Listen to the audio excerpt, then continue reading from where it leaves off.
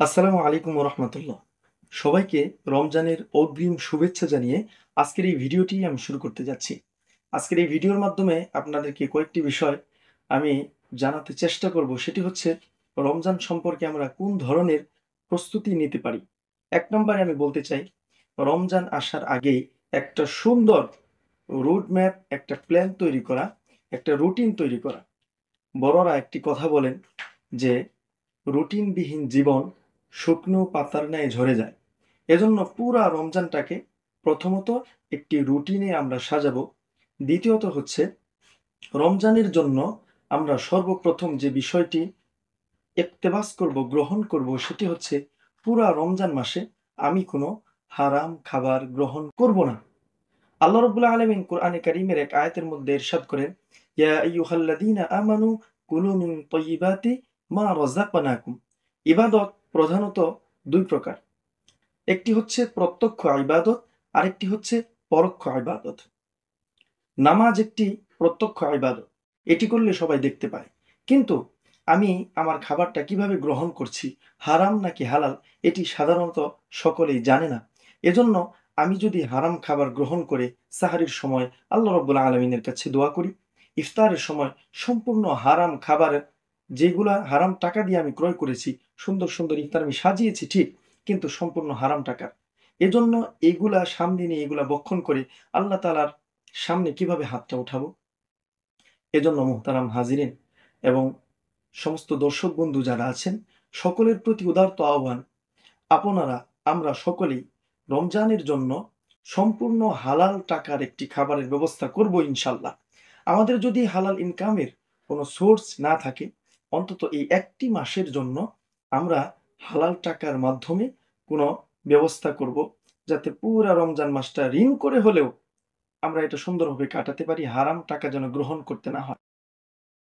এবং আরো একটি গুরুত্বপূর্ণ বিষয় দিয়ে আমি আমার ভিডিওটি শেষ করতে যাচ্ছি, সেটি হচ্ছে ইমাম গাজ্জালী রাহিমাহুল্লাহ রমজান সম্পর্কে গুরুত্বপূর্ণ একটি মেসেজ দিয়েছেন।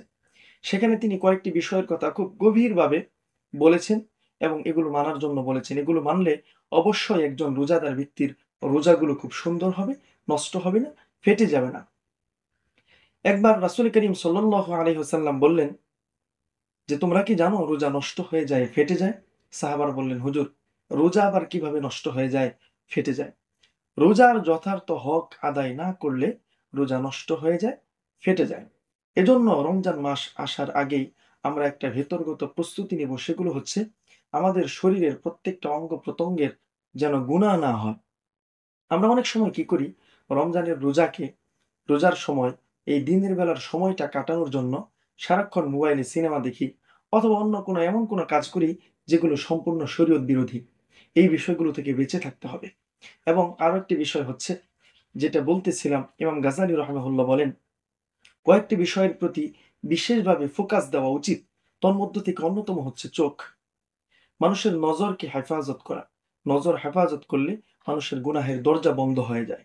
তাই রমজান আসার আগেই আমরা আমাদের চোখটাকে আমরা কন্ট্রোল করব।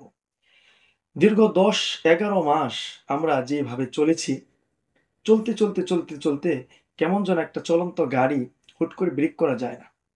তাই রমজানের আগ থেকেই এই অল্প কয়েকটা দিনে আমরা নিজেদেরকে কন্ট্রোল করব, আমাদের চোখটাকে হেফাজত করব। দ্বিতীয় হচ্ছে আমাদের জবানকে আমরা হেফাজত করব। অনেক সময় আমরা অনেকের পরনিন্দা করতে থাকি। আল্লাহ রাব্বুল আলামিন কোরআনে কারীমের মধ্যে বলেন, ওয়ালা তাজাসসাসু ওয়ালা ইয়াগতাব বা'দুকুম বা'দা। তোমরা অন্যের দোষ তালাশ করো না এবং কি করো না? তোমরা হচ্ছে একে অন্যের ওই একজনের অনুপস্থিতিতে তার নামে বদনাম করা, যেটাকে গীবত বলা হয়, এটা থেকে দূরে থাকো। আমরা যখন অনেকের অনেকগুলো দোষ তালাশ করি, অটোমেটিক্যালি এই দোষগুলো আমাদের পেটের ভিতর ভর্তি হয়ে যায়। তো এগুলো যদি প্রকাশ না করি, ব্লাস্ট হয়ে যাবে, বের হয়ে যাবে যেকোনো সময়। তাই এই দোষ খোঁজা থেকে বিরত থাকতে হবে। এটা এখন থেকেই। এবং আরো একটি গুরুত্বপূর্ণ বিষয় হচ্ছে, যেটা আমি বলতে চাচ্ছি, রমজান মাসে মা বোনদেরকে একটু সুযোগ করে দেওয়া। দুপুর থেকে নিয়ে একদম ইফতারের আগ পর্যন্ত ওনারা আমাদের জন্য ইফতার বানানোর জন্য খুবই ব্যস্ত থাকেন। এজন্য ওনাদের ইবাদত বন্দেগীতে অনেক বিঘ্ন ঘটে। তারপরেও সন্ধ্যার সময় আমরা অনেক সময় দেখা যায় মা বোনদের সাথে চিৎকার চেঁচামেচি করি, দুর্ব্যবহার করি। এজন্য রমজানে একটু তাদেরকে বেশি সুযোগ দেওয়া। এত আহামরি আইটেম না করে আমরা তাদেরকে একটু ইবাদতের সুযোগ করে দেব। রমজানের প্রস্তুতি হিসেবে অনেকগুলো খাবারের আয়োজন করার চেয়ে নিজের শরীরকে কন্ট্রোল করা অধিক উত্তম।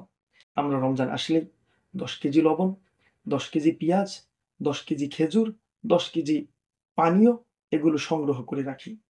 কিন্তু আমার এই টাকাগুলো যদি হারাম টাকার হয়, তাহলে এত আয়োজন কি হবে?